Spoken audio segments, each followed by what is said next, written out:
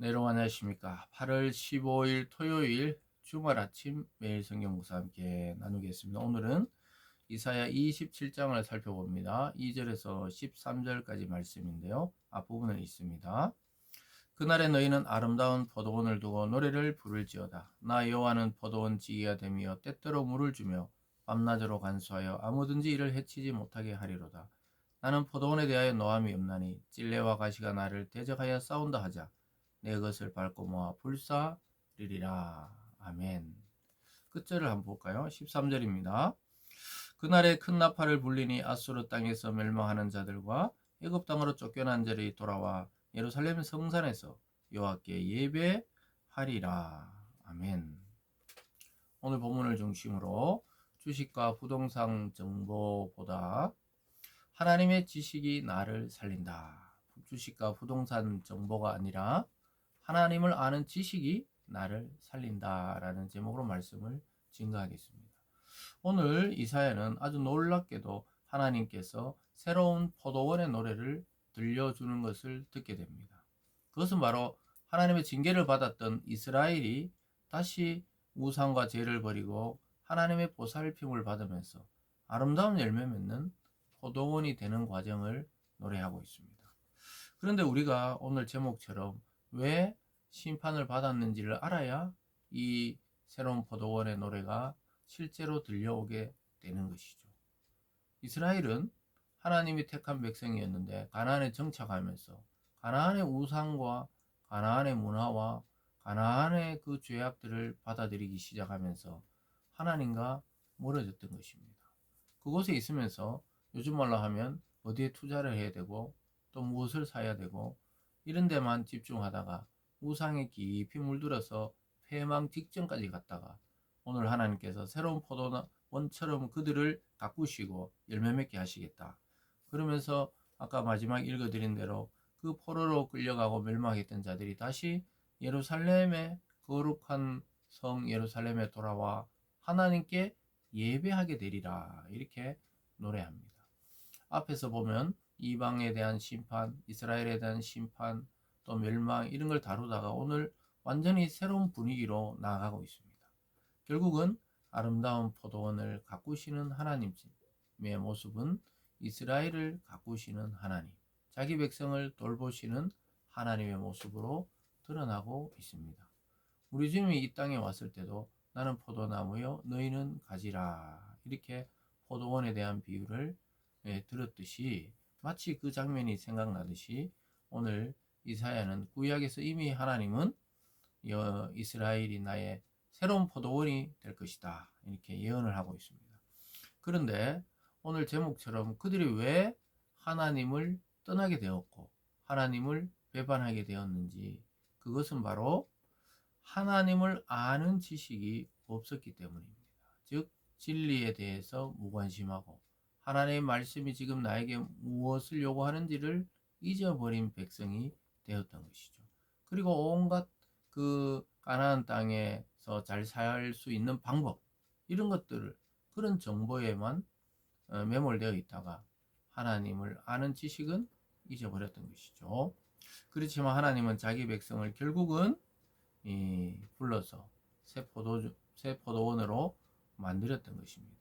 그래서 하나님이 다시 물 주고 밤낮 간수해서 아름다운 포도원으로 회복시키시겠다 이렇게 말씀하는 것이 아까 읽어드린 앞부분입니다. 6절로 가보면요. 후일에는 야곱의 뿌리가 박히며 이스라엘의 움이 돋고 꽃이 필 것이라 그들이 그 결실로 지면을 채우리라. 하나님께서 가꾸시고 또 열심으로 돌보심으로 그 열매가 온 지면을 채우게 된다. 다시 회복된 이스라엘의 모습을 보여주고 있습니다. 그래서 하나님의 심판은 정화를 위한 심판이었다고 말씀하고 있습니다. 내려와서 9절에 보면요. 야곱의 불의가 속함을 얻으며 그의 죄 없이 함을 받을 결과는 이로 말미암았나니 곧 그가 제단의 모든 돌을 부서진 횃돌 같게 하며 아세라와 태양상이 다시 서지 못하게 함에 있는 것이라. 반대로 생각하면 아세라와 태양신을 섬기며 하나님을 버렸던 시대가 있었던 것이죠. 그러나 그런 우상들을 제하고 우상을 정화시켜서 하나님의 참된 예배를 회복했다고 이야기하고 있습니다. 그러면서 대적들은 다 파멸했다고 말합니다. 10절에 보면요. 대적 견고한 성읍은 적막하고 거처가 황무하며 버림받아 광야 같은 즉 송아지가 거기에 먹고 거기에 누우며 그 나무가지를 먹어 없이 하리라. 대적들은 파멸에 이르게 되었다는 것입니다. 그리고 왜 망했는지 결정적으로 11절에 보면요. 가지가 마르면 꺾이나니 여인들이 와서 그것을 불사를 것이라. 백성이 지각이 없으므로 그들을 지으시니가 불쌍히 여기지 아니하시며 그들을 조성하시니가 은혜를 베풀지 아니하시리라. 여러분, 은혜가 없으면 망하는 거예요. 결국 하나님에 대한 지각, 지식이 없으면 망하는 것입니다. 오늘날도 마찬가지입니다. 인생의 목적과 목표를 하나님 밖에 또 하나님 외에 다른 것에 두고 있다면 우리가 아무리 교회를 다니고 내가 신앙인처럼 행동해도 마음속에 공허함과 절망과 조급함과 두려움과 공포와 걱정이 한가득이 되게 됩니다. 왜냐하면 나의 영원하신 생명이신 그리스도가 내 중심에 있지 않기 때문에 그러한 것이죠. 사랑하는 여러분, 오늘 이 말씀을 통해 하나님은 우리를 회복시키실 것입니다. 그러나 우리가 그러기 전에 멸망하지 않는 것이 더 중요하죠. 그것은 바로 하나님과의 관계, 하나님을 아는 지각, 하나님의 은혜를 사모하는 것입니다. 은혜 없으면 망합니다.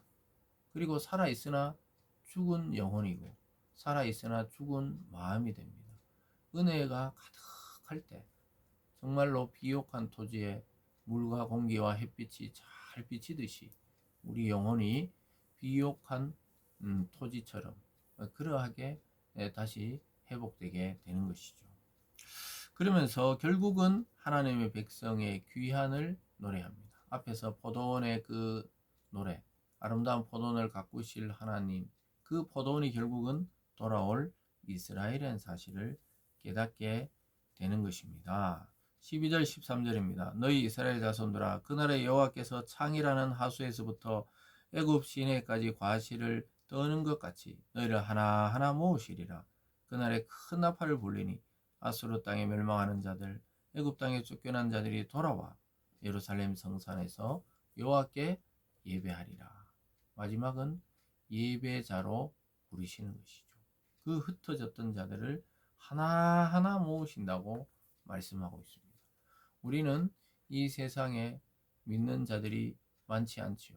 그리고 온 세상이 흩어져 있지만 하나님의 때가 되면 그들을 하나하나 모아서 하늘의 잔치를 벌이고 하나님께 예배하게 될 때가 온다는 것입니다. 그래서 오늘 이 말씀은 이 오래전에 이사야가 이스라엘에게 한 말씀이지만 오늘 우리에게 그대로 적용이 됩니다. 예수 안에서 하나님의 자녀된 하나님의 백성된 교회와 성도를 향해 오늘도 말씀하고 있습니다. 세상에 이렇게 하면 성공한다, 저렇게 하면 성공한다, 이런 정보가 넘쳐나는 거기에 속지 말고 우리를 영원히 무너지지 않게 하고 아름답게 하고 또 영생에 이르게 하는 하나님을 아는 지식을 얻는 우리들이 되기를 원합니다. 기도하겠습니다. 사랑의 하나님 아버지, 우리는 잘 살아보려고 이것도 하고 저것도 합니다. 물론 하나님은 그것을 죄라 하지 않으십니다.